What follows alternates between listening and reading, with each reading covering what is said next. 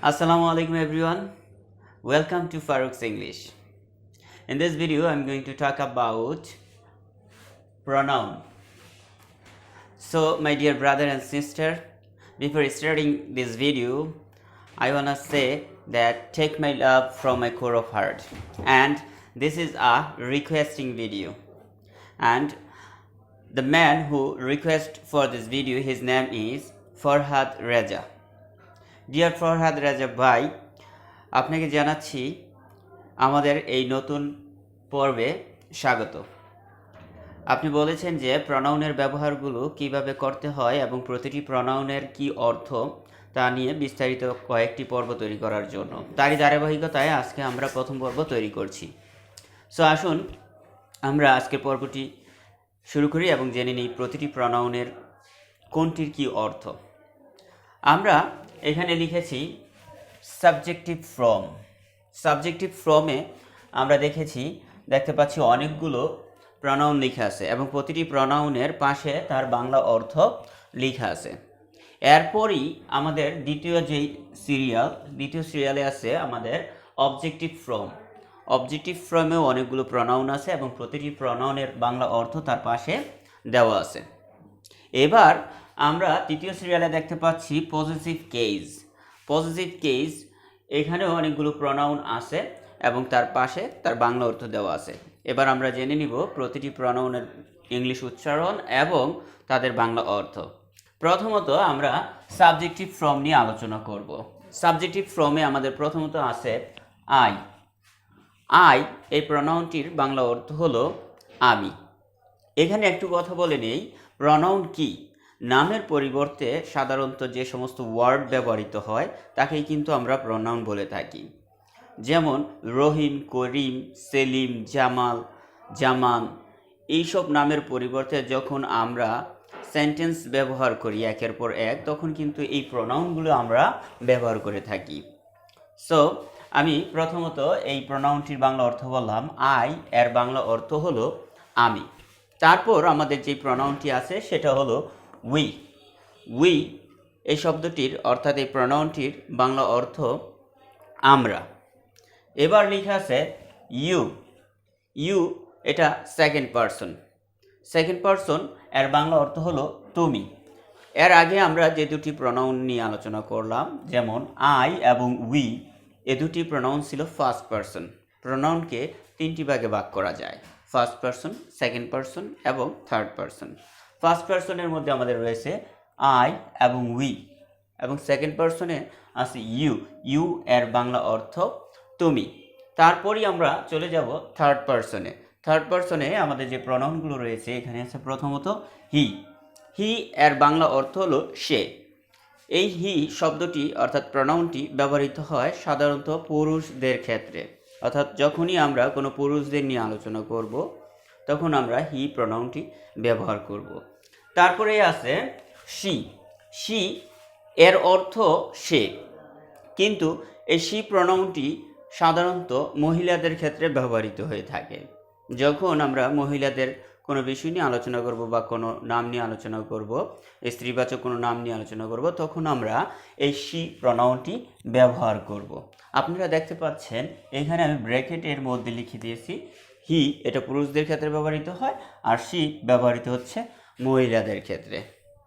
এরপরই আমরা চলে যাচ্ছি দে। দে এটাও থার্ড পারসন একটি প্রনাউন। সো থার্ড পারসন হলেও এটা থার্ড পারসন প্লুরাল নাম্বার। দে এর বাংলা অর্থ হলো তারা। তারপরে আছে ইট। ইট এই প্রনাউনটির অর্থ হলো এটা। এবার আমরা চলে যাচ্ছি মাঝের সারিতে। মাঝের সারিতে আমাদের ছিল অবজেক্টিভ ফ্রম। এই অবজেক্টিভ ফ্রমটা কি? দেখেন এখানে আমরা লিখেছিলাম আই অর্থ আমি। ঠিক এই আই শব্দটার অর্থাৎ আই প্রনাউনের অবজেক্টিভ ফ্রম হলো মি। মি যখন হয়ে গেল তখন অর্থটা কিন্তু চেঞ্জ হয়ে যায়। তখন মি এর অর্থ দাঁড়াচ্ছে আমাকে। আয়ের অবজেক্ট মি, মি মানে কি? আমাকে। ঠিক আমরা নিচে চলে যাচ্ছি, নিচে লেখা ছিল উই। উই মানে আমরা। উই এর অবজেক্ট ফ্রম হলো আস, আর আসের অর্থটাও তখন ভিন্ন হয়ে যাবে। আস মানে হলো আমাদেরকে। এবার আমরা ফার্স্ট পারসন শেষ করলাম, চলে যাচ্ছি সেকেন্ড পারসন। সেকেন্ড পারসনে আমাদের ছিল ইউ অর্থ তুমি। ইউ এর অবজেক্ট ফ্রমও কিন্তু ইউ, দুটি বানান এক, কিন্তু অর্থের দিক থেকে আমাদের ভিন্ন হয়ে যাচ্ছে তোমাদেরকে। তারপর লেখা আছে থার্ড পারসন হি। হি এর অর্থ সে, কিন্তু যখন আমরা এর অবজেক্ট ফ্রম ব্যবহার করব তখন আমাদের ব্যবহার করতে হবে হিম। হিম এর অর্থ হলো তাকে। আর চলে যাচ্ছি দ্বিতীয়তে, সেটা আছে শি। শি মানে হলো সে। শি এর অবজেক্ট ফ্রম হলো হার। হার শব্দের অর্থ তাকে। আমরা আগেই আলোচনা করেছি যে হি ব্যবহৃত হয় পুরুষদের ক্ষেত্রে আর শি ব্যবহৃত হয় মহিলাদের ক্ষেত্রে। এবার যে শব্দটি সেটা হলো দে। এই দে প্রনাউন এর অবজেক্টিভ ফ্রম হলো দেম। দেম অর্থ তাদেরকে। তারপরে লেখা আছে ইট। ইট অর্থ আমরা শিখেছিলাম এটা, এর অবজেক্ট ফ্রম ইট সেম, এটার অর্থ এটা। এখন আমরা চলে যাব তৃতীয় সারিতে। তৃতীয় সারিতে আমাদের লেখা আছে পজিটিভ কেস। এই পজিটিভ কেস সাধারণত আমরা যখন ব্যবহার করব তখন এটার মধ্যে একটু জোর দিয়ে ব্যবহার করা হয়, অর্থাৎ তাদের নিজেদের এরকম বোঝায়। তো আপনারা দেখতে পাচ্ছেন এখানে আই ছিল সাবজেক্ট ফ্রম, আর আইয়ের অবজেক্টিভ ফ্রম আমরা শিখেছি মি। যখন আমরা পজিটিভ করে ফেলবো তখন হয়ে যাবে মাই। মাই মানে আমার নিজের, অর্থাৎ আমরা যখন নিজের কিছু জোর দিয়ে বুঝাই তখনই আমাদের পজিটিভ কেসটা বোঝায়। যেমন মাই ভিলেজ আমার গ্রাম, মাই মাদার আমার মা, মাই ফাদার আমার বাবা, মাই স্কুল আমার স্কুল। এরকম নিজেদের কোনো কিছু বোঝাতে আমরা এই পজিটিভ কেসগুলো ব্যবহার করে থাকি। তারপর লেখা আছে উই সাবজেক্টিভ ফ্রম, এর অবজেক্ট ফ্রম আমরা শিখেছি আস। পজিটিভ কেস হয়ে যাচ্ছে আওয়ার। আওয়ার এই শব্দটির বাংলা অর্থ হলো আমাদের। এই পজিটিভ কেসটির বাংলা অর্থ আমাদের। এগুলো সবগুলো কিন্তু প্রনাউন ফ্রম। আওয়ার মানে আমাদের, যেমন আওয়ার ভিলেজ আমাদের গ্রাম, আওয়ার স্কুল আমাদের স্কুল, এভাবে আমরা ব্যবহার করে থাকি। তারপরে লেখা আছে ইউ সেকেন্ড পারসন, যেটা আমরা সেকেন্ড পারসন হিসেবে জানি। ইউ এর সাবজেক্টিভ ফ্রম ইউ, এর অবজেক্টিভ ফ্রমও ইউ, কিন্তু আমরা যখন পজিটিভ কেস করতে যাব তখন কিন্তু এটা সম্পূর্ণ পরিপূর্ণ চেঞ্জ হয়ে যাবে ইউর। ইউর মানে হলো তোমার, ইউর মানে তোমার। এরপর চলে যাচ্ছি থার্ড পারসনে, অর্থাৎ এই যে এখানে যে শব্দগুলো আছে এই পর্যন্ত প্রনাউনগুলো, এগুলোকে বলা হয় থার্ড পারসন। থার্ড পারসনে আছে হি। হি এর অবজেক্টিভ ফ্রম হিম, আর পজিটিভ কেসে কি হচ্ছে হিজ মানে তার, একটু জোর দিয়ে বলা হচ্ছে তার।